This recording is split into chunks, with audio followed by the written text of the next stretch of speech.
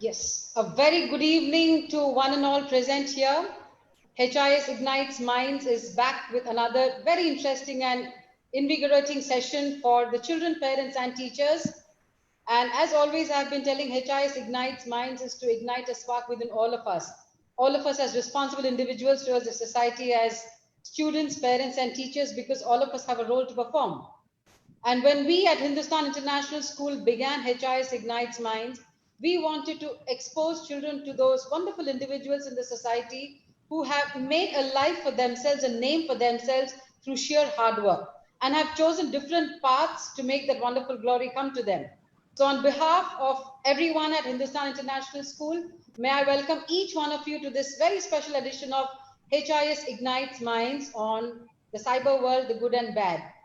And as I had mentioned in my introductory points, we're all literally living in the digital and virtual world, not understanding that apart from the good and the glamour and the glitz and everything wonderful that we see, there is a flip side to it also.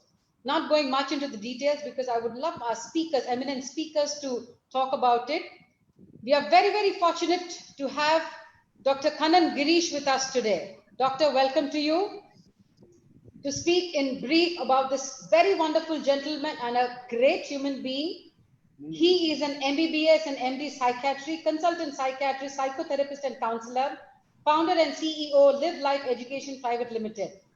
He is a reputed psychiatrist and is also the founder of CEO of Live Life Education.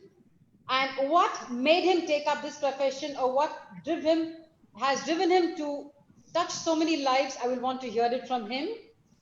He has observed the youth of today, and he noticed that they are being overwhelmed with various problems such as academic pressure, depression, anxiety, substance abuse, stress-related disorders, and many more to name. The problems more often than not overwhelm than drive the unequipped children to the edges. And he realized that often children lack the will and strength to overcome these barriers and hence fail to achieve their fullest potential. He has been recognized internationally for his work on child disorders, especially the lives of children of alcoholics. His years of engagement with children resulted in one big question that haunted his mind for long.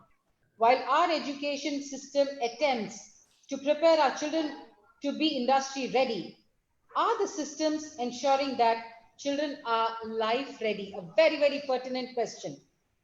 How his organization of Live Life Education came around, I would love to hear it from him. Talking about his achievements and awards, the list is long, but I would definitely want to mention a few. For transforming the lives of youth, Dr. Kannan was honored with Award of Excellence by His Excellency Shri Pranab Mukherjee on WHO World Health Day in April 2017. Dr. Kannan Girish was honored by Thiru Sengotian, Minister of School Education, Government of Tamil Nadu, on the 100th birth celebrations of Dr. M.G. Ramachandran for his contribution to the cause of rural students. In 2017, Roundtable of India recognized his work and honored him with the title the Pride of Tamil Nadu Award 2017. In 2016, he received the Times of India Edu Icon Award from Thiru K. Pandiyarajan, Honorable Former Minister for School Education, Sports and Youth Welfare, for his pioneering effort in addressing students-related issues and creating impactful positive changes to education in Tamil Nadu. In 2015, he was the youngest person in India to receive the Times of India Edupreneur Award 2015 from Ms. Kiran Bedi for his exemplary commitment and impactful positive contribution to education in India. Dr. Kannan, it is not only an honor, but a pride to have you with us today. And we're all waiting to hear you. And before we go ahead with you, I would also like to introduce the other speaker, young and very dynamic, the Additional Superintendent of Police Vigilance and Anti-Corruption, 2009 batch Group 1, Miss S.P. Lavanya. She has been serving in the Law and Order Cybercrime Cell, CBCID. She has vast experience in cybersecurity and investigation and has handled various sensitive cases, including online child pornography. Her area of specialization is social engineering and dark web analysis, and she is the proud recipient of the Chief Minister's Award 2 years ago. Madam Lavanya, it is our honor to have you with us on this forum of HIS Ignites Minds. Welcome, Madam. Thank you, ma'am. Thank you so much. It's my pleasure to be part of you all. Wonderful. Now, before I go ahead, I would request Dr. Kannan Girish to speak to us what led him to what he is today. Not taking much time more of the audience. Dr. Karan Girish, over to you. Thank you, ma'am. It's a great honor and privilege for me to be here. So such a distinguished audience, and distinguished Lavanya ma'am is also there. So for me, my life started way back in 2008-9, where I had this intense urge to do something for younger generation. And when I used to sit in my clinic, they used to come with a lot of problems, and we used to do a lot of counseling. At the end of the counseling, all these children will come back and tell me only two answers, predominantly, which will come. You come and attend my class in my school and see, sir, then only you will understand the problem I am going through. The second child will say, sir, very simple. You live with my parents for one day, sir. You will give me national award for living with them for so long. So this used to keep coming a lot. And I used to really wonder, where is the problem lying? And one child that came into my clinic really changed my life. This was a child with hyperactivity. Very, very nice, lovely child, but very hyperactive. The biggest complaint was whichever marriage he goes, he will pull everybody's dhoti down. So you can imagine the trauma the parents go through. So this child I gave counseling and everything, but unfortunately, the next day, this child was dismissed from the school by the principal for being a disruptive child. And subsequently, the father hit the child. And that day evening, this child committed suicide by jumping from the top of a building. So that death really shook me from within, because I felt that child should have lived. Given a chance, that child should have lived. So that day I realized to myself to take it on as a mission that no child should ever commit suicide in this world. With that interest, I started this organization called Live Life Education in 2011. And by the grace of God, today we have done our programs to more than 2.5 lakh students. We work with close to 75 schools and 23 different universities across India.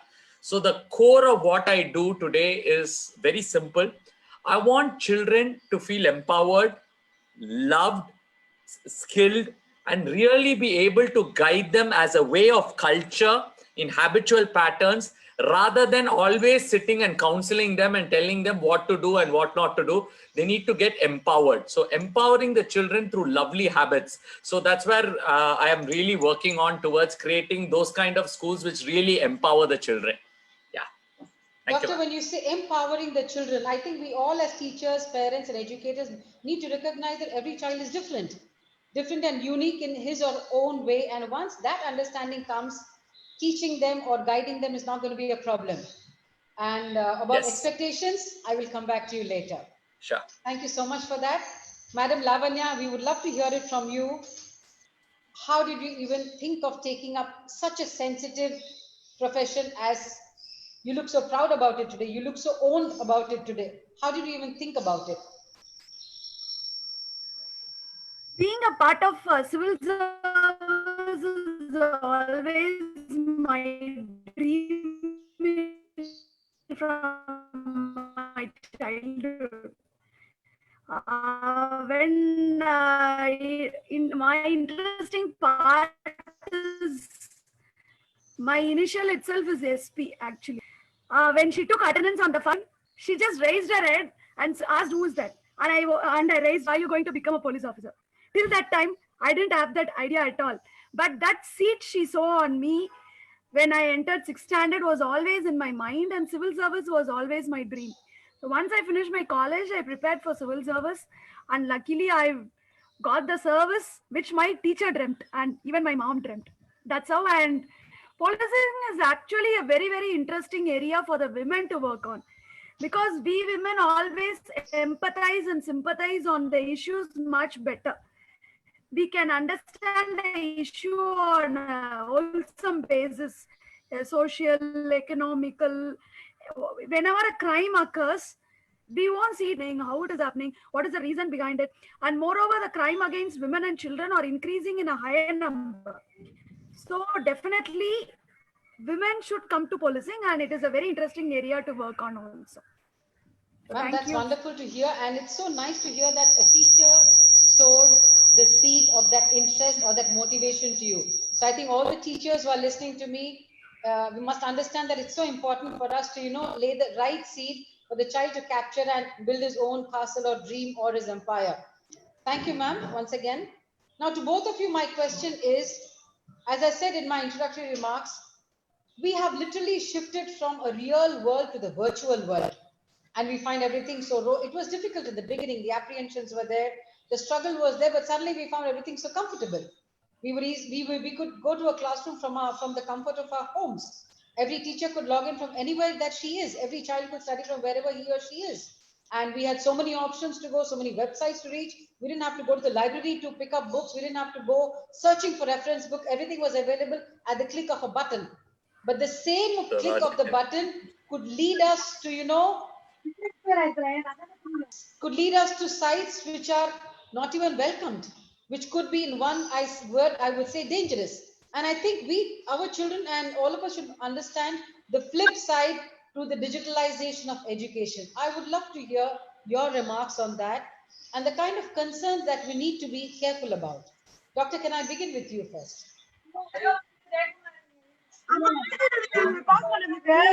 Mr. Hamid, if you could just mute all the other spectators. I'm done. Thank you. Yes, doctor. Yeah. Am I audible? Yes, doctor. Hello? Doctor, I'm yes. audible? Yes, yes. Yeah, awesome. So I think this online education is, I would always say it's like a fire, fire. So fire given in the right hand can be used for cooking. The same fire in the wrong hands can be used to burn yourself or burn the house down. So it's like a great opportunity, but there are a lot of pitfalls also inside of the opportunity. I will tell you this in a two context phenomenon. So now let's look at the first context. Now let's say a child who gets this online education, the teacher can be anywhere.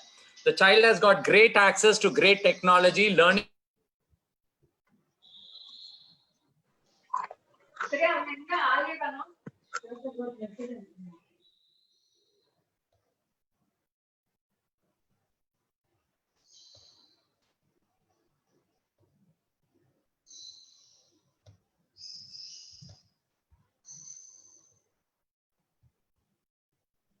I think Dr. Kannan's got disconnected or something.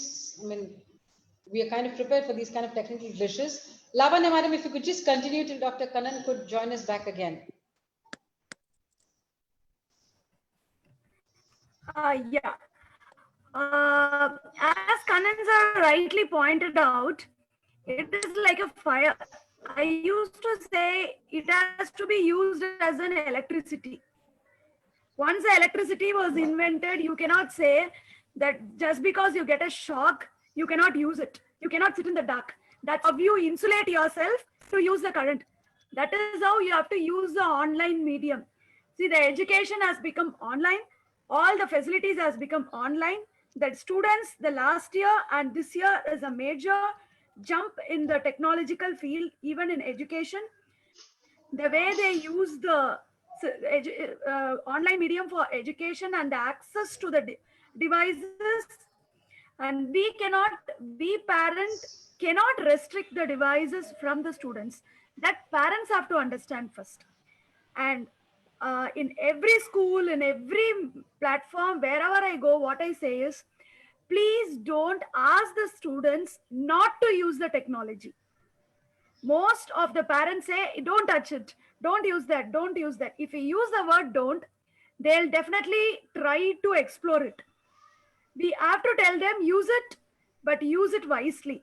Know that you're safe. Use the safety measures. That's how we can guide them. And it is a challenge too. It is not easy. It's a challenge too. Because as a parent or as a teacher of a previous generation, we are more skeptical in using the technology more than the children. And to be very honest and frank, even though I am a techie and using a system, my laptop suddenly crashed and I'm using my son's 7th standard studying son's laptop. And in his laptop, I never done USB tethering. I called him and asked how to do USB tethering in your laptop. That is how the technology is. That is where we are. That is the thing that students are far ahead. So we should be prepared for it, and we should be able to guide the child also. Absolutely, ma'am.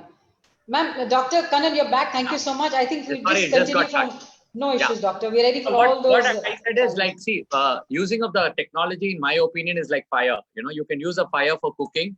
You can use a fire for so many other nice purposes, but at the same time, in the wrong hands, it can even burn you completely. So it's the same way with technology. Today, the world has become really, really flat. You know, I can sit over here and my daughter can learn a class from someone in Delhi, learn a coding class from someone in Los Angeles. It doesn't matter today. So that means what? A globe has become a stage right now. And it's our children. We need to empower our children to use it in the right sense. Now, say, for example, I see a lot of children today addicted to video games. Now, mom and dad have given the laptop. They say it is online class. Another session is running in the parallel, which is a video game that they are playing together. The second thing I have seen, they have seen the online class. Outside, it looks like a pakka online class they are attending. Here in the side, they're doing personal chatting that is going on. Hey, which movie did you see? Hey, where are you? Hey, send me that photograph. And we are thinking they're attending online class. You know, the mother is thinking online class. Suddenly you push them out. The chat box is running much better than the online class. So, see, the children, see, at the end of the day, we really need to realize we are not a generation today in India that was trained for online education. We are a generation that was forced for online education. Now, that's a different thing. So we were. I think the pandemic actually digitalized us completely. Exactly. Yes. Until March, everything was kept closed. Hey, computer na armanero. Don't touch that. Don't do this. Don't do that. After, you know, in fact, I remember one child telling me this very beautifully.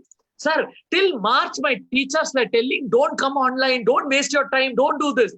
Suddenly from April, come online, everything is online, life is online, I am there. Why, sir? Suddenly, which is very fun, which is very funny for me also to see. But see, again, at the end of the day, I always say this, good or bad, everything has its own opportunity when used in the right format, in the right sense, with the right knowledge. Now look at my daughter. I'll tell you, in the online education, she has a coding teacher from Madurai, one of a very good coding teacher from Madurai. She has a maths teacher from Delhi. She has her drama class from Mumbai. And now she is based out of Chennai. But thanks to online, she's got a whole pan-India best approach. So that means what? Tomorrow, I can sit in just on my laptop and learn any skill I want, upskill myself, reskill myself. And that's where the world is going to move. Now, if you look at all the companies, they're telling all their employees, either you upskill or you kind of perish off. So that means what? This is the biggest opportunity for you. And it is your job to use this opportunity very well. But at the same time, parents have to realize children are children at the end of the day. And today, the school has become the house. The house has also become the playground. House has also become the entertainment zone. Everything is happening inside the house. So there are multiple roles. There will be a little pitfalls, but it is for us parents to and teachers to empower the children on the pitfalls and keep them, like how Lavanya ma'am said, keep them aware of what's wrong and what's good and educate them in a friendly atmosphere and not a strict atmosphere. That's my take on that. Doctor, you're right, because I think whenever any new electronic gadget came into our lives, there were apprehension, there was fear. Even when the mobile phone came into our hands, I still remember our age-old old little Nokia thing when we were excited to message and text. Today we've come to almost watching movies on our mobile phones. But then over a period of time, I think we understood there was good, there was bad, but how do we educate the children of this generation who are far, far ahead of us about, you know, the danger that is lurking behind all this? I mean, you can go switch on to another website, get any kind of information. But how do we make them realize that, you know, everything is not good? All that they see on Facebook, all that they see on Instagram, so it's not all rosy.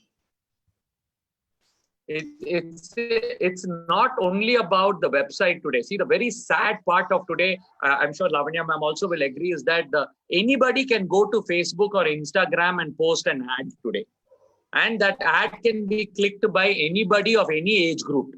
So this way, there are a lot of companies, which are fakester companies, which are out there to grab the data of children, you know, and then bombard them with products, credit card details and all this. So I think, in my opinion, I think CBSE has given a beautiful document about cyberbullying and cyber safety. I think what is required is for teachers to educate the parents first, have open conversations with children, Don't stigmatize if there is something that goes wrong. See, the problem arises when you stigmatize. Now, when you stigmatize, then the next time the problem happens, the child is not going to come and tell you about it. So it's to have open dialogue, listen to the children, look for signs in the children, sudden withdrawn behavior, sudden not talking to people, sudden having mood swings, staying late night for long hours. Monitor that. And then at the same time, have open conversations about things that are happening, what is going on in the world. Just have open conversation. The problem is the more you hide conversations, that's where the problem happens. The more you have open dialogues and, they have open communications about the bullying, showing about that. See, like, for example, one parent, I gave her the suggestion, take articles about cyberbullying, show it to your daughter and have a discussion, family discussion about it over the dinner.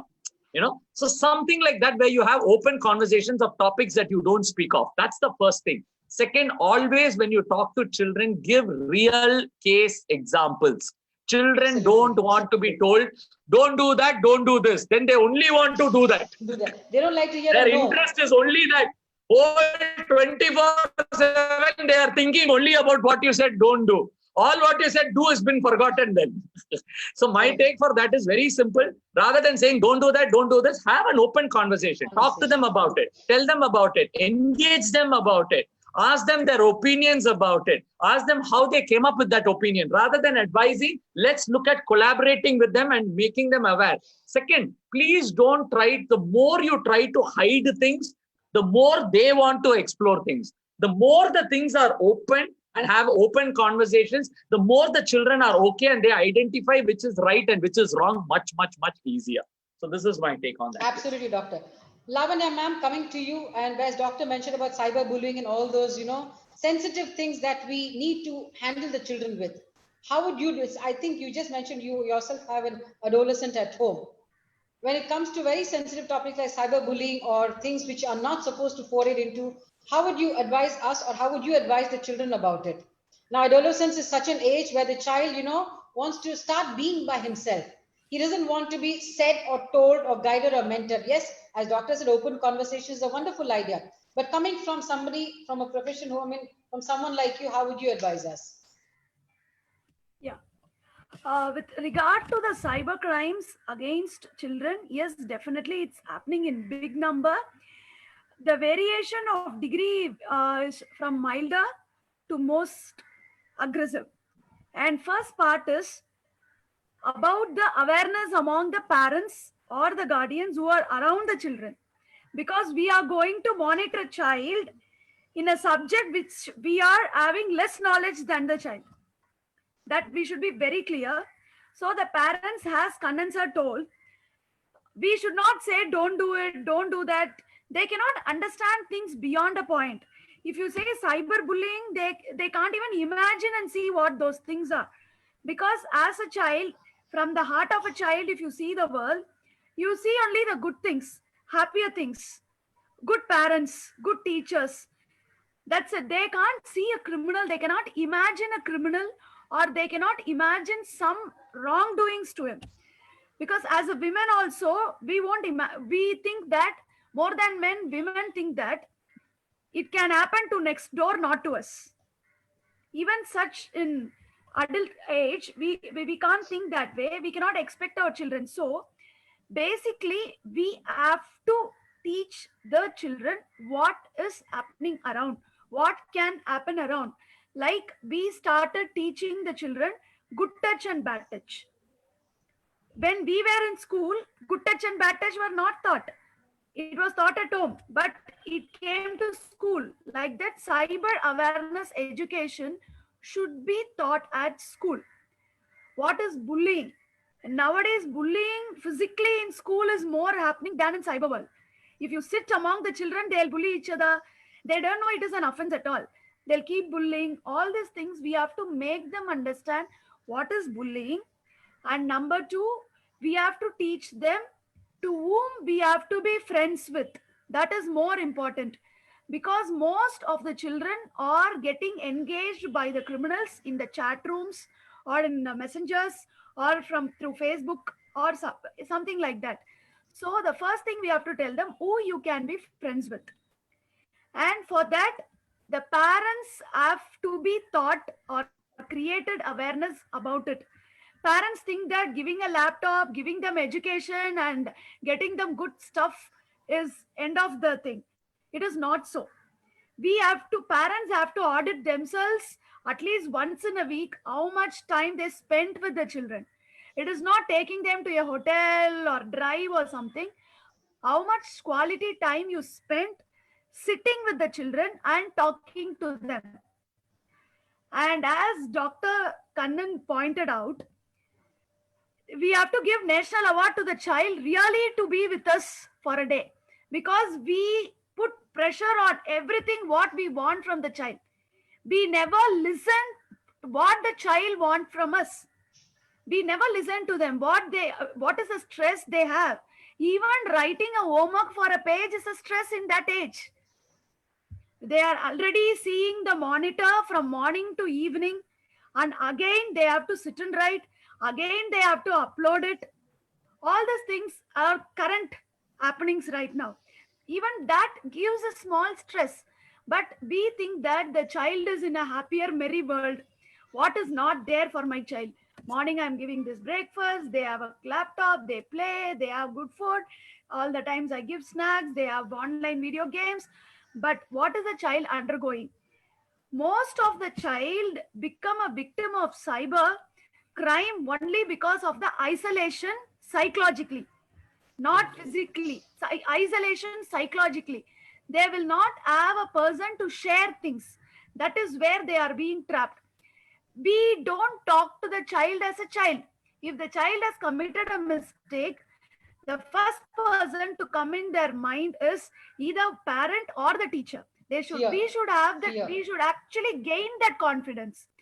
More than educating a child, I feel from my past experience of 7 years in cyber field and various cases I have seen, awareness among the parents and the teachers how to handle a child generally, and also how to handle a child after an offense have been committed to them, like child pornography or child bullying, anything. If something has happened to him, how to react to the child.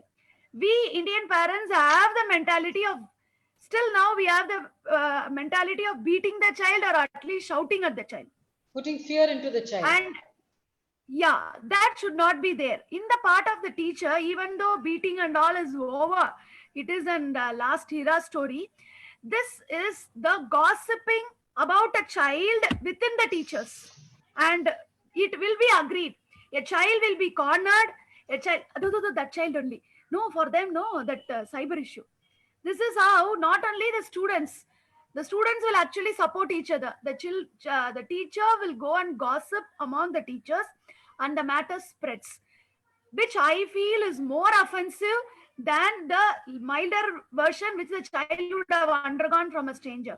So as a parent and as a teacher, we should be able to gain the confidence of the child, and we should educate the child to whom they are talking, whom they are sharing the information, and whom they are sharing the pictures, and even when to switch on the camera or switch off the camera, how the pictures can go online, how in digital world anything cannot be erased. All these things can only be taught by a parent and a teacher, not by a psychologist or a cyber specialist or a police officer. Thank you. Wonderful, ma'am. Dr. Kannan and Lavanya, ma'am, I think you're opening out our avenues of thought, open conversations, confidence building in children rather than putting in fear. And, having a very nice, empathetic relationship with them, I think will solve half the problems, right? So, and now going ahead, I think I will invite questions from children and parents because they're really looking forward to asking you. And Lavanya, ma'am, there was a question from one of my students saying, ma'am, what is social engineering? She read it in your profile. She wanted to know what social engineering is all about. Yeah. Social engineering is basically both offline and online. Collecting information about a person is social engineering. For example, if I have to collect about Bharati ma'am, now I know your number. Now I have a short conversation of you from yesterday. I can correlate what are your likings, dislikings, how you do, and the place where you're sitting. I know what is the earphones you're using, the type of color of the dress you wear, what will be the related colors you will like, and the background picture which you have in your screen. Everything is, it is like creating the story about a person, both offline and online. Online is their presence in online media. For example, if Bharati ma'am is in online in Facebook, the places she has visited, what are the likes she has given, what are the pages she has disliked, what are the comments she has given, family she has, everything I can put in a story to a person. And one point of time, it is like predicting the future also, what the person will do. And even it is to be very interesting to make the students understand, social engineering is also used even in your food apps, online food ordering apps. When you order food, they continuously watch what you are ordering.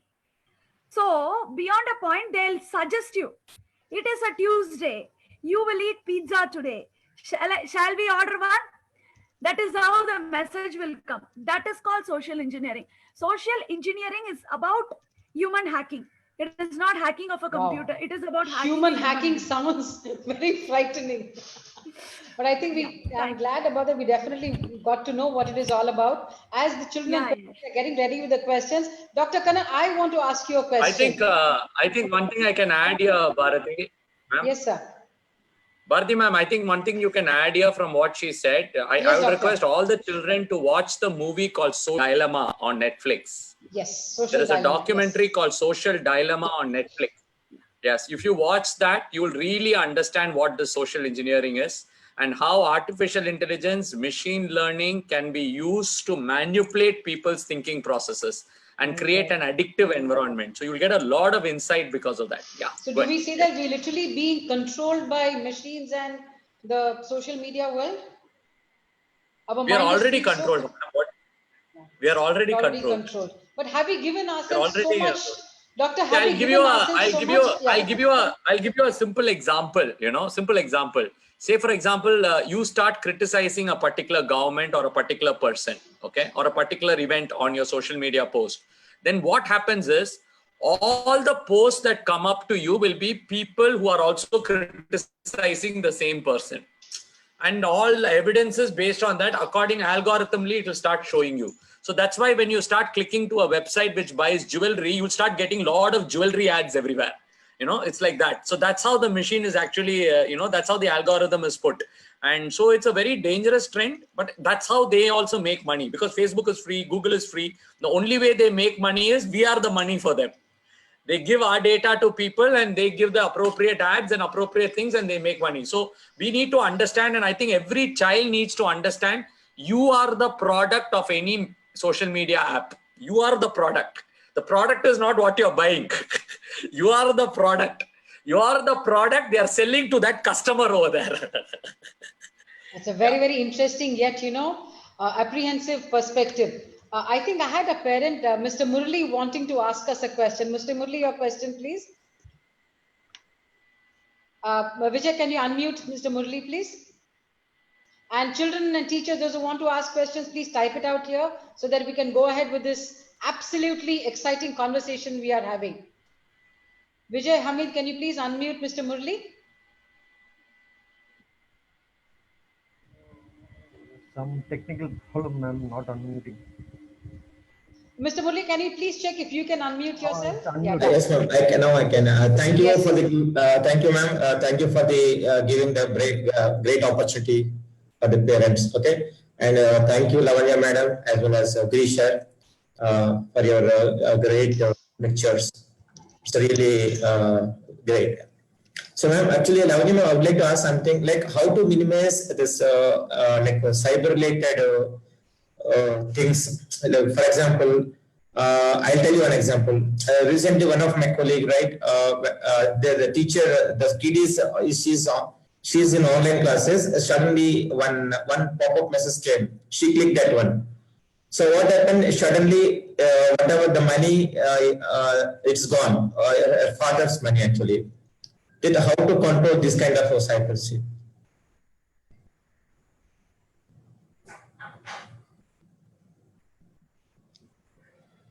Can you please repeat the question once again, sir? No, ma'am. Actually, kids are nowadays due to digitalization, right? Kids are using only online classes. So suddenly, what happened is the hackers will send some kind of links, right? You please click this, please use this. So recently, one scenario happened in other state. So when she clicked, right? So what are the money, right? It's gone already. So it's a sign of cyber-related things. Okay, any link you take it can be malicious. Like if you click, even in Zoom, when we click start video, it is switching on your camera automatically, right? So in the app, it is written start video. If it is stop video, but the program is written start video behind it, you never know. I'm just giving this example. So any link, it is not only the link, a program can be different in the background. So any link from a private person, or if you suspect that it can be from a stranger, don't ask the students or yourself to click the malware into a system, or it can encrypt your data, or it can steal data in it. Anything can happen depending upon the program behind it. So any link should be seen with suspicions, and you can just copy and paste the link to check whether it is a genuine link or malicious link. Thank you. Okay. Thank you, ma'am. Thank you, sir, and thank you, ma'am. I think we have one of our students, Gautam, wanting to ask a question. Yes, ma'am. I thank the school for this opportunity. My question is posed to Lavanya, ma'am. Can she please describe one of the most challenging cases that she's had? Because I'm very interested to know, actually. Sorry, Gautam, I could not hear you. I think my audio is not there. Can you repeat it? Yeah. Not a problem, ma'am. Can you please elaborate on any one of your challenging cases? Ma'am, Gautam wants to make any case study. There are lots of challenging cases I have handled, but one may be the online child pornography, I'll say, where the victim is unknown. The pictures of the girl children, which were posted generally in Facebook with a neat dress, everything dressed up well, where the parents will put, my girl is dressed up in yellow color gowns, all the stuff. The page was put with a very, very, very disturbing name, the Facebook page, where it depicts child pornography, and the photos was posted about the children, and the comments were literally raping of the child online. It was a group rape. If it happens in the real world, it will be gruesome. It was online. So the real challenge in this case was, one is removing the page immediately. Number two is finding out the accused, because after you know that such a page exists, we cannot allow it to exist in the world even for 1 second. So the speed, the swiftness, we have to act with the Facebook to remove the page, and in narrowing down the accused through cracking of IP address, all those stuff was, and we taking down the page was done within an hour, but cracking down of the accused took us 3 days, but we could successfully do it. Thank you. But the more we know, I think the more intriguing it gets. I can even share one of the cases. I was just about to come to you, Doctor. No, I was saying there was one more case I know of where I don't know whether Lavanya ma'am was involved in that case. This happened around a couple of years back. So the boy and girl were in an affair for quite some time. And just before marriage, they just kind of broke out, and she got engaged to another guy to get married. So what this fellow did is, he creates a Facebook account, fake account. He goes, buys a card in a fake number, fake ID card, creates a fake account from a place which is a little far away from his hometown. so that it cannot be tracked through Wi-Fi. And what he has done is he has sent photos of that girl and him together, multiple, like, little bit edited, little bit real. And he has gone to the boy side father, the father of the boy who this girl was going to marry, and gone to all the friends' messengers and posted it on their messengers. So literally, almost to 200, 300 people got that same photograph on the messengers, multiple sides of the boy who was going to marry that particular, his ex-girl. And this became such a huge issue. The marriage was almost going to get called off. And then, a lot of things had to go, police case, and then they got to the truth. And finally, somehow they did it. But the unfortunate thing was when people came for that marriage, half of them had already seen that post. It had gone in and it had become such an embarrassing. So be very, very careful who you are, connected with online or even offline, because offline fight you can handle one-on-one. Online fight can be mopped and handled in multiple methodologies. You never know whom you are fighting with. You have to be very, very careful, especially I would say girls and boys both, even boys also. Be very careful what you share. I can give you one more example. This girl was talking to the guy on the phone. Okay, they've been talking some romantically. The guy the guy records the conversations completely. Then he sends the conversation to the girl's father, asking money from the girl's father. And I'm telling you, the girl's father had to pay a huge amount of money to get off all those conversations, the originals.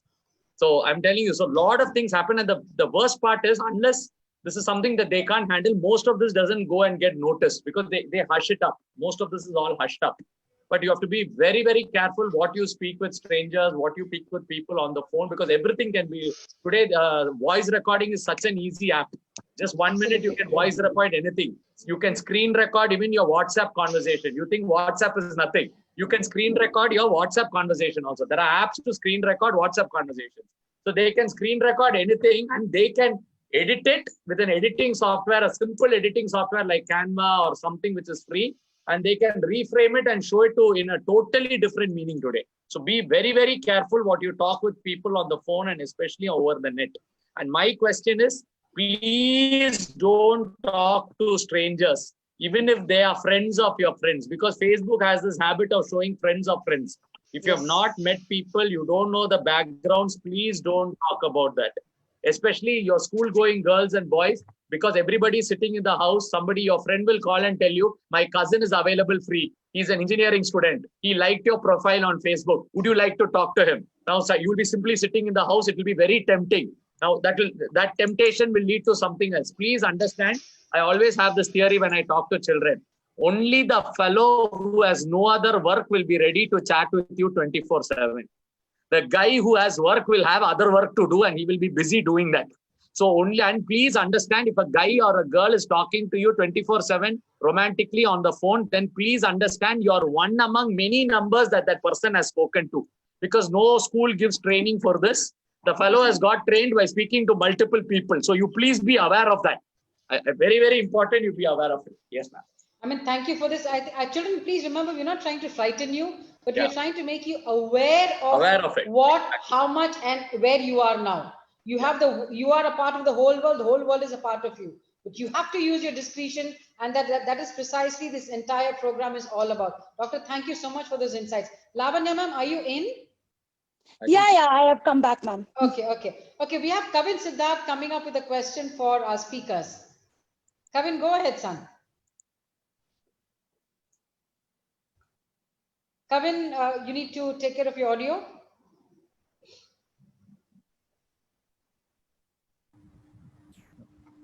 Can you repeat again, ma'am? Kavin, can you please repeat your question? Yes, ma'am. Thank you for giving this opportunity. So basically, we have all those sites, some very harmful sites are blocked and banned from children accessing them. But then you can use VPNs to access those blocked sites. So if those blocked sites are illegal, then why is VPN legal to access those blocked sites? Smart. Very smart. I wonder if the doctor or madam is going to take up this question. I think madam only has to answer this. Yeah. I didn't even know there was something called VPN. I'm really happy and even surprised when a child speaks about VPN block sites. I didn't know about this. I'm learning. Yeah, because it is something which, being in technological world, I know all these things. So VPN is something where you create a virtual private network. Like you use a software so that your virtual mission will be created in your physical mission. So you can play around in that mission, shut down that mission and come out. Even if you check in the system, there will be no trace of what you have done in the VPN. So that is what VPN is all about. And VPN is not in the control of law enforcement agency or the government. As you all know, the internet world is all over the world. It is not that India has its own softwares, India has its own internet. It is not that case. So VPN is something which exists in internet. You cannot stop using an VPN. And there are n number of VPN services, both free and as well as paid. And as regarding to blocking of websites, I'm really happy the child used the word blocking. So as the synonym go with the word, we are just blocking the website to come inside India. There is a website, we write to them, to the government, and the government asks the internet service providers who are providing internet. It is like closing the tap, keeping a filter for that website and closing that website alone to come inside. But VPN is not using that route to access to the website. It takes an alternative route. It is like a water. Wherever it can find another path, it goes that way and finds an alternative route to access that website. The websites would be hosted in some foreign country. We will not have control over it. Our control is restricted only to block it. That is entering to India. But we are using VPN because VPN doesn't use the internet of India. It lands in some foreign country and reaches the website. That's why we could able to see the blocked websites. Wow. Kavin, has ma'am answered your question? My God, that was deep. But then why is VPN legal? You cannot have everything that is only legal, right? In the internet world, still it is an unstreamed world. It is. There are a lot of things coming up. Today, government could able to block 10 sites, which is illegal. It may be VPN sites, but tomorrow it will come up. 10 more sites will come up. Again, 10 more sites will come up. We cannot declare to the world, every country is a sovereign country. We cannot say to a guy sitting in Canada or US, don't create a VPN website. That is illegal in India. You cannot stop it, right? So that is why lots of VPN sites are coming up. VPN as such is not illegal. If you enter into a software industry, most of your work you will do in VPN because VPN is not a bad concept. VPN is a concept. It is used for good thing also. It is used for bad thing also. It is like why internet is not blocked, because a lot of illegal things are going on. Just because illegal things are going on, we cannot block it, right? That is how you cannot block VPN also. Great. Doctor, Thank you, ma'am. Thank you, Kavin. Thank you, ma'am. I have a question to Lavanya, ma'am. One question. Ma'am, then why can we find out who Tamil rockers are? Why are you not able to find out who Tamil rockers are? Again, yeah. That is a very interesting question which we are working on. But still, the same concept of VPN and use of darknet and changing the domain names, placing servers in foreign countries, and using of email like IP spoofing. Lot of technology they use. My God. Doctor, no, but they are able to get the correct audience to watch their videos and movies. Correct audience is coming everywhere they go. How is that possible? Even before the OTT came up, I think Tamil Rockers was in existence. Tamil Rockers, you say there is an internal industry mafia also going on. And also the thing is, if you are a regular user of Tamil Rockers,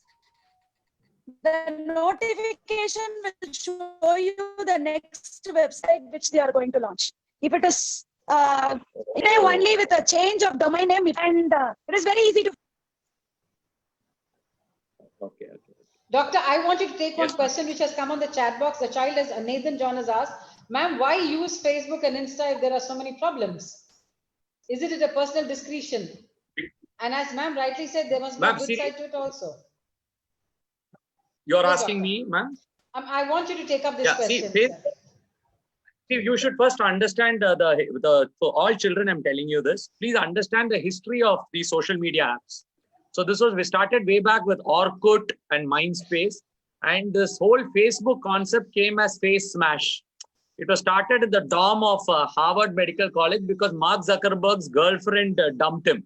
So he wanted to, get back as his girlfriend because Mark Zuckerberg felt he's not that good looking. So what he did is he created a website for his girlfriend, and everybody were rating his girlfriend, whether she's good or ready to be smashed. So that is how it started as a fun concept. And then it went for a networking. So predominantly these were apps to network among college students. Now where the problem arises is when they start taking enormous amount of funding. So when they have started taking a lot of money inside, now you have to generate money. You can't only keep networking without money. So that's where this whole advertisements comes in. Now you need to really understand Facebook has got a clear demarcation of what are the do's and don'ts, but none of us read it. We'll all put okay, and go. And for that, they have their legal system very clear because you said, okay, I can have access to all your data. I can have access to everything because you said, okay, so they work under that domain. And second, if you look at Facebook as such, there are a lot of good things that have happened because of Facebook. I have seen it personally. You are able to connect with your school friends. You are able to know what is the important news that are happening. You are able to do fundraising. Any emergency, you immediately know. I have so many people have seeked for me help through Facebook before they were committing suicide or having depression, and I was able to save a lot of people. So like that, Facebook can be used for a lot of good things. Same goes with any other social media, so that you can have a lot of interaction. You can know what's happening. But where does the problem lie? The problem lies when you get addicted to it.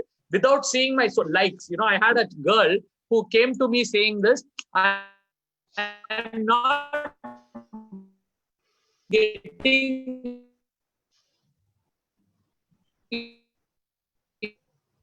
any likes for my Facebook photo. Before I used to get 500, 600 likes photo. Now, if every 3 hours you're putting your photo, you think people have no other work but to sit and like your photos. See, you put a photo once a month, people will like it. You put once in a day 3 times, then people will have other work to do, right? So you also really need to understand what you're using social media for. So I use social media to talk to people, to express my views on things, and that's it. I stick with that. I don't use social media for many other things. I'm very careful of the ads I like, the ads I sign into, and where I give my details. That is something you should do. So my take is this. I always tell all children, if you find an ad that is coming in your social media page, which is something that you didn't subscribe for, something that's not in your domain, somebody's trying to target you, there is a column there where you can report it immediately. And nowadays, they are very, very active on that. The moment you report it, that ad will not come in, and immediately Facebook will be notified. Kindly notify people if you find a scam ad. Why I will tell you this.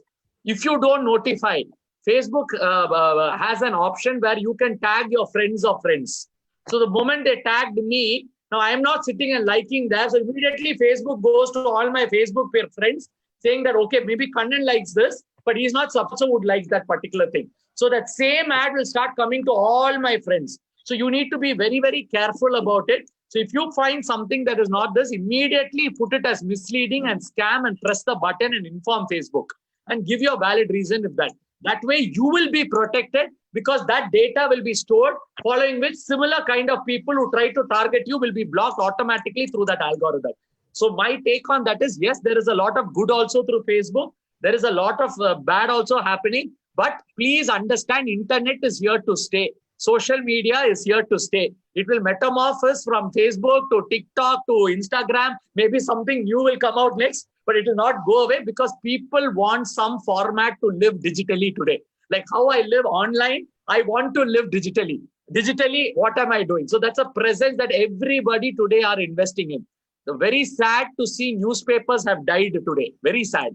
Thanks to COVID, newspaper industry itself has gone down so badly. that, I've never seen this in my lifetime. Hindu, a newspaper which was #1 in Tamil Nadu for so long. In their online profile, Hindu is putting, please donate to us and please support us for sustained news.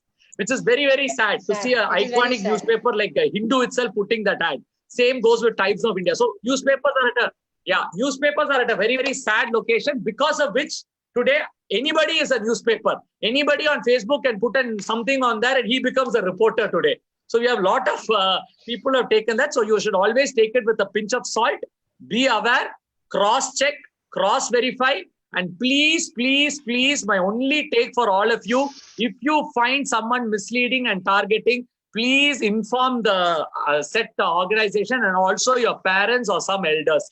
Get them in the loop, get your principal or somebody in the loop about it. So that if there is a problem happen, there's somebody to protect you also and help you out inside of that. Don't have this assumption, I can handle it on my own. Sometimes it can be a malware. Sometimes it can be a targeting because of a virus. Sometimes it can be somebody else who's targeting you because of something. So please be very, very careful about it. Thank you. Absolutely, Doctor. You said the digital world is here to stay. Might as well all of us stay together, parents, teachers, so that, we are a check on each other. Now, as a child spoke about VPN, I didn't know what VPN is, but here he comes to tell me what VPN is. So I am aware of it today. So might as well all of us stay together and face things together and have the discretion of choosing what to watch, what to see, and what not to do so. We have a parent wanting to ask a question to us, Ms. Lalita. Yes, ma'am. Good evening. And good evening to all of you. Lalita, my husband is here. Yes, sir. There are two questions. One to the Honorable Superintendent of Police. This is regarding the cybercrime that we spoke about. I just would like to know the proactive measures that the police as a team is doing together with the government to take some proactive steps to kind of align with service providers and send some alerts when we find that the particular site is not trustworthy to be used, or is it something not socially acceptable to people. So are there any kind of such measures, or are there any hotlines available where we can report it immediately so that it's not too late for the police department to react and then reach so that the victim is saved, in whatever form they are in? There is a website which was recently launched a year ago by central government. It is www.cybercrime.gov.in. Again, I repeat, cybercrime.gov.in. Initially, it was started for crime against women and children. Now it is extended to all type of cyber crimes, and it is being attended within 36 hours. The respond have to get you, you should get it either positive, or if it is a fake complaint, you will get a negative reply. So within 36 hours, you will get reply. And also you can report anonymously. You need not disclose your details while giving information. There are two things. If you give a complaint, you have to give a details, but you are divulging some information, and you can divulge an information with anonymity also. Even in TN Police website, you can report tnpolice.gov.in. I repeat, tnpolice.gov.in, where you can report the online through online medium, as well as the infrastructure is getting developed in police department also. Cybercrime being separately formed all over the state, and every district and every city is getting a dedicated cybercrime police station. So they'll be handling only the cyber offenses. So by this time next year, it will be a full-fledged cybercrime police station everywhere. Thank you. Yeah, thank you for that explanation, ma'am. Just a follow-up on that, can there be little more proactive measures to say that you align with service providers and also with the government, so that it doesn't even reach the citizens which are not acceptable, like as doctor was mentioning that some malwares and ads that are coming in. I know it's too much to protect everything, but at least to some extent where it is very serious, at least aligning with service providers and filtering it out there itself to say that it doesn't get to the citizens per se. Yeah, as you rightly said, certain measures are definitely being taken. So many websites are being blocked. Even in child pornographic sites, it is almost blocked. And even if it is found, it is immediately getting blocked. Even the phishing calls where you get those numbers are getting blocked. The measures are being taken, but the technology is so advanced and so fast that the criminal find the other way to do an offense. Like as I said, if one website is blocked, immediately another website, the same content with another website name and domain name can be opened in fraction of seconds. So the technology is so advanced, but definitely government, police is taking action, and it is a long way to go also. As you suggest, we are doing things, but we have a long way to go ahead also. Thank you. Okay, thank you for that. Thank you, ma'am, and thank you, sir. Dr. Kannan, I find a question over there from Ishanika to you. She wants to know Ishanika, will you like to ask, please? Yes, ma'am. Can you hear me? Yes, we can. Yes, we Go can. ahead. I thank my school for giving me this wonderful opportunity to ask Dr. Kannan Girish a question. So my question is, why is cybercrime happening in our world? And what is the mindset of the person who does a cybercrime? Oh, brilliant. If I knew the exact answer, I will be called as God. So it's a $1 billion question. Wherever there is a, I always say, wherever there is positive, there is always going to be a group of people who will do negative also. So now look at the cybercrime as such. Now, why do people do cybercrime? Number one, first is for the thrill of it. There are a lot of people who do at the thrill of fooling other people. So, there are a lot of industries that thrive on fooling people. So first is for the fun of it. Second is the criminal intent in certain people. Now, everybody is not programmed in the same format. Some people have an antisocial behavior. Some people have a criminal intent. Some people have an intention to make pain on other people. So those type of people are always. So these people could be people from troubled background. Their upbringing could be from a troubled background. They would have gone through certain things in their life. Or I have also seen people who have been cheated by the first, and then following which they started cheating other people. So that type of behavior pattern can also be that. See, the world is not a very safe place. And cyberbullying is not happening only in India or per se. It's a global phenomenon. In fact, if you go to US, it's at another extreme in the US, cyberbullying. It's another extreme. And in fact, you can see, if you want to really know what cyberbullying is, please go and visit Donald Trump's Facebook page and read the comments there. You will really see cyberbullying of the next order over there. He's bullying people. People are bullying him. People are bullying him. His fans are bullying each other. It's completely, it's completely on a different prerogative. And that's the president of a country. Can you imagine? A president of a country, of one of the topmost country in the world, how he bullies people and how people are bullying him. It's on display over there. So my take on that is cyberbullying is here to stay. Whether you like it or not, it is over here to stay. Before, when it was not cyberbullying, we had a lot of other types of bullying. In our days, what used to be? It used to be eve teasing, passing comments, loot comments, stalking. These are the things used to be there. Now, what has happened? A lot of these online phenomena have moved into the offline space. And in the offline space, they're happening as different things. So my take is, please be aware, first and foremost. This is going to be there. Wherever you go, cyberbullying is going to. How much ever new systems we bring, there will be another set of new innovations that will come in to combat that. So it's only going to be with whether the hen came first or the egg came first. Rather than looking which came first and why it came first, let's accept both are available and let us look at how we can handle the situation. I think that's a smart way of looking. I'll give you another opportunity also. It is also a $1 billion business. Hackathon is a $1 billion industry. Hacking sites is a $1 billion career opportunity. I know hackers who are paid 5 lakhs, 10 lakhs, 20 lakhs just to hack a particular site and show whether the system is working. So there is another side to it. There is a huge thriving industry on cybersecurity. There is huge apps on cybersecurity. So there are a lot of thriving industry also because of that. So it's like you asking me, why should people fall sick if everybody eat healthy and walk healthy and do healthy stuff? They will not require hospitals in this country, which is true. But will everybody do that? No. There will be people who go the other side and the side. So cyberbullying is here to stay.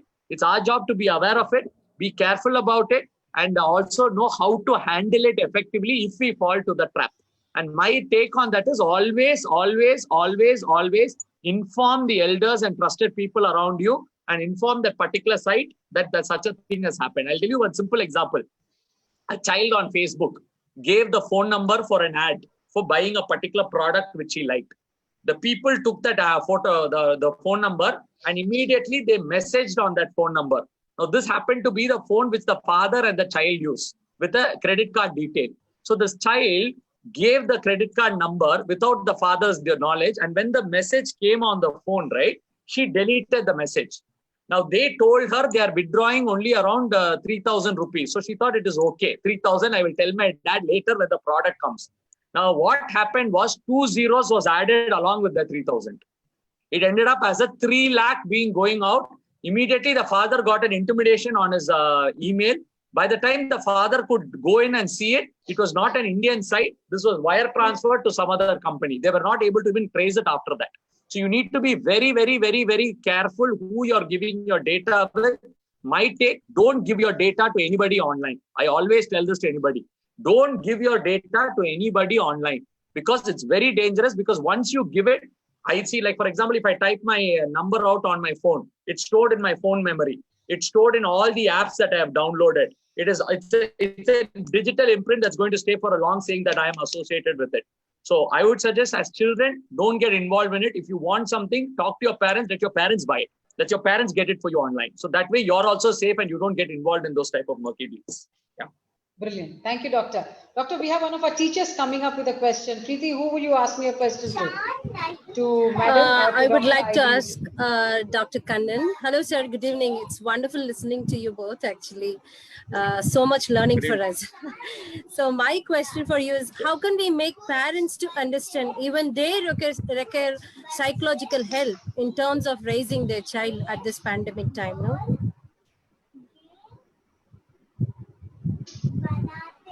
Yes. So very, very valid question. My take is, please have multiple sessions with the parents like this. How you're having the session, a wonderful initiative by your school and Bharati ma'am and your entire team in doing this initiative. Please have more initiatives like this on varied topics. Please call experts, have a dialogue, let them talk to each other, let people talk to each other. Then only you will get into proper discussion. Give a discussion, open discussion forum. Please don't give a rules and regulations forum. The moment you give a rules and regulations forums, parents also shut down and they are also, the school is all the time like this.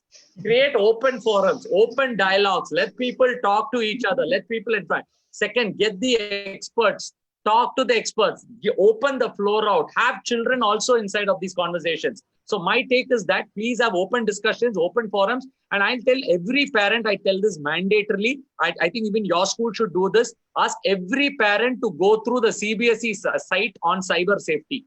There is a whole thing on cyber safety. They have beautiful article over there. It's a 60-page document on cyber safety. I think it's mandatory. Every parent and every teacher must be aware of it. Now, once you're aware of it, then you can take it in small sessions with the children, create open discussions, create debates about it, and have open conversations. That's the best way you can do this. Please, please don't have a rules of the school for cyber safety. Don't have that. Because if you have that, the parents will also switch off. Have open discussions, have experts come and speak out openly. That's the best. And that's why we have 2 experts speaking to us today. Honestly. One last question from our student Gautam, Doctor. I think we are exceeding time, but I definitely want this forum to understand the purpose why we had this kind of a discussion. Gautam, your question, please. Yes, ma'am. Thank you. So basically, my question is, I'm sure we're all aware about the scammers on internet, obviously, those Nigerian scammers and all that. So the other day, we got this email saying buy stocks in a company for from England worth around $9,200 or something. Okay, so obviously we realize that it's a scam email because the English was also broken, and also when they talk about England, they're talking in dollars, so it doesn't make that much sense. But still, I began to wonder, how did they get our number, get our email or number if they contact through number for somebody else? So my question basically is, how do they get our email or our number? Madam, I would request you to take this, please. Ma'am, you've got to unmute. You're mute right now. Lavanya, madam, you've got to unmute, please. Yeah. Can you hear me now? Yes. Yes, ma'am. Bharati ma'am, I have to appreciate your students. They talk about VPN, they talk about Nigerian scams and all those stuff. It's My really children nice are well because read. They they are really aware. prepare themselves. Are really aware of things happening around. This is what is very important, more than bookish knowledge, right? They should know what's happening around. When a child talk about a Nigerian scam, I am really happy, because the way we used to create awareness how to avoid a Nigerian scam, he is giving details, because the language is broken, because it comes from a strange email from a Dollars and stranger pounds. and all that stuff.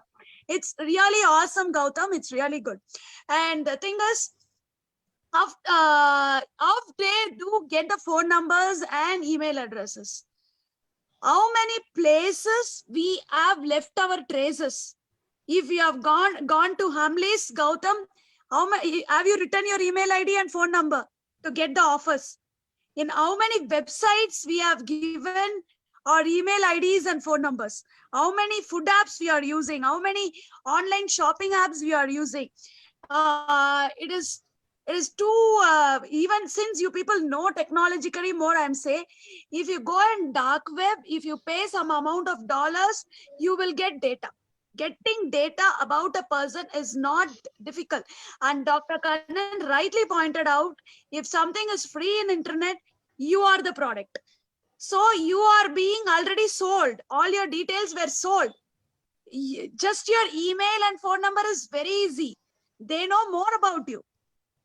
Tomorrow they are going to come softwares where they are going to predict you, what you are going to do, what will be your mood, what you will eat, what you will going to read, what you will become. If you are a cricketer, they'll say what shots you will play in the tomorrow. All these things are going to come up. It is AI and machine learning and social engineering which is coming up. And email ID and phone number is nothing, because we are giving it. You got my answer? We are caught unawares. Yes, Unknowingly, ma'am. we give ourselves to everyone. I'm just giving one last opportunity, because the conversation is really, really intriguing and interesting. And for parents, teachers, and us educators, I'm giving one last opportunity for anybody who wants to ask a question. Let's make it quick because we're running short of time. Does anybody, one more opportunity for anyone to ask a question, any parent, teacher, or a child? Okay, I think doctor and madam, I would like you to leave us with a message very strong. Okay, before I end, there's one. Joel, can you please ask your question? Quick. Joel, speak up. Yes, hello, ma'am. Yes, son, go ahead. This is the last question for the day. I have like 3 questions. We'll put it together and we'll ask madam and doctor to answer it. Yeah, I typed it down in the chat box. Good. Joel says, how do you find out if a link is connected with a backdoor? What happens when a hacker attacks a server with a virtual machine? Can we find the person before the VM is terminated? There are many ways a person can be attacked. But what if it's a perfectly planned out social engineering attack on a person? How does the person make out if it's real contact or not? Dr. Madam, I leave it to you as to who would take up this very... I think let ma'am take it up, and then maybe if anything I can add, I'll add. Sure. Ma'am, Yeah, we need your sure, expert. definitely, Dr. Kannan. I'll answer. How do we find out? This is going to be a more technological session. This is actually a real good question. This is more like, I feel like I'm taking class for students of engineering graduates, IIT students. I feel really happy, the students of this advanced level. I'm happy to answer these questions. How do we find out if a link is connected with a backdoor? See, generally, the first very primitive step is, if it is a payment gateway, it should be a secured website like HTTPS, where you even find a padlock symbol. It is very, very, very primitive way of finding out website if it is secure. Number 2 is, if it is getting from a stranger, please don't click on any link. Just because in the Google search it is coming in the first link, it doesn't mean it is a real link. It can be malicious too. So this is very important when you are using a financial transaction. Make sure you type in the website and get into the link. And there are various websites to check whether the link connects to a backdoor. There are many facilities. You can just have a explore it and see how to find out a backdoored link. Number 2 question is, what happens when a hacker attacks a server with a virtual machine? can we find the person before the VM is terminated? See, there are two things. One is what happens when a hacker attacks a server with a virtual machine. Most of the hackers use the virtual machine. So if it is reported live and if the VPN provider cooperates with the law enforcement agency, we can very well find out a person. Most of the VPN servers, VPN providers doesn't cooperate. We never get reply because we itself doesn't know where they exist because they exist in a virtual world.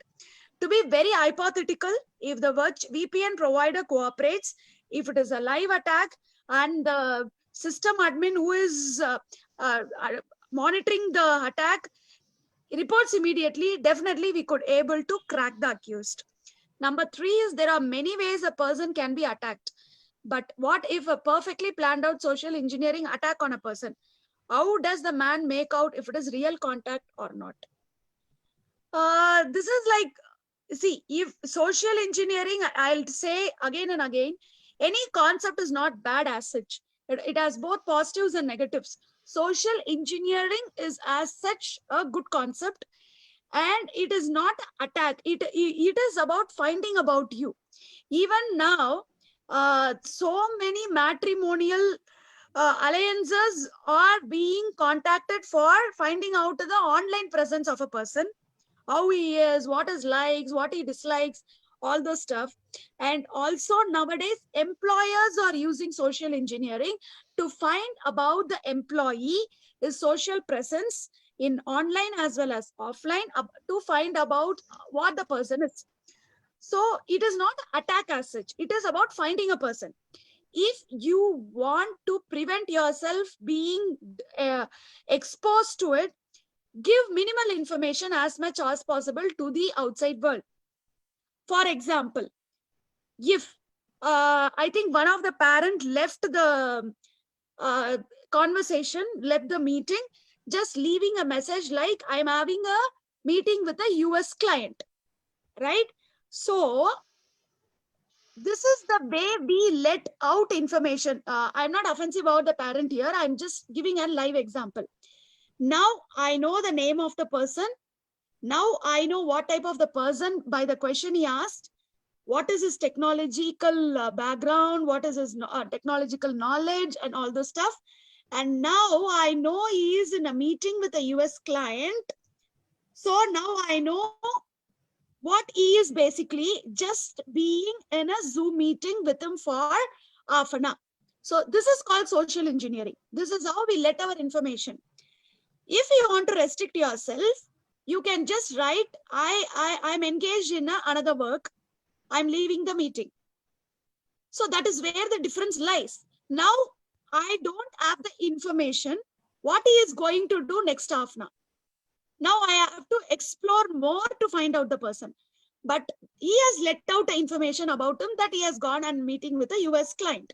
Now I can narrow down his profession, what all professions possibly he can have. That is how social engineering works, and as such, it is not a bad concept. And you cannot avoid it. You cannot avoid it. If you are ordering a food, again and again, I'm saying the food app because you people do it. Now after Corona, it's becoming more food online apps. The way you order the food, you cannot hide. If you order pizza for 4 times a month, next month you will be shown option of all pizza shops near you. It'll definitely lure you to buy more pizzas. It will show different varieties in different colors, different size, different shapes. So you cannot avoid social engineering. All you can do is consciously avoid things which are sensitive, which other person need not know. That much only you can do. I hope the answer is clear. Absolutely, ma'am. Absolutely. One final word of advice from you and doctor, and then we have to wrap up this extremely invigorating session because I think all of us are totally hooked up, not unmindful of the time. One final word of advice from doctor and you, please, to my teachers, to us teachers, parents, and children. So who's going to start? Let ma'am start and then I'll. Okay. Ma'am, please. Thank you, Dr. Kannan. And ma'am, just one thing, 2 things I want to say to the children. specifically, celebrate life. Life is beyond works, online, all the stuff. Celebrate life. Enjoy every moment of life. Life is a celebration. You have to really enjoy it. And don't go by like you are in 10th standard, you are in 12th standard, you have studied this much, that much, nothing like that. You have to know what's happening around you. Learn lots of things around you, what's going on now. You should be able to tell what is US election all about, how the president is being selected. You should know all those things. Not only what is the Newton's third law, what is being taught in the class today. What is the algebra equation, what is taught in the class today. Don't restrict your knowledge with that. Explore the world and celebrate your life. And as far as this session is concerned, I just want to say one thing. Use the technology. Don't let the technology use you. You should use the technology.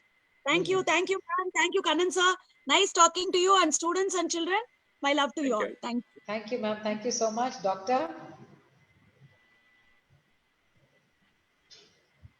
So my last is 5 S's. Okay, write down all of you. 5 S.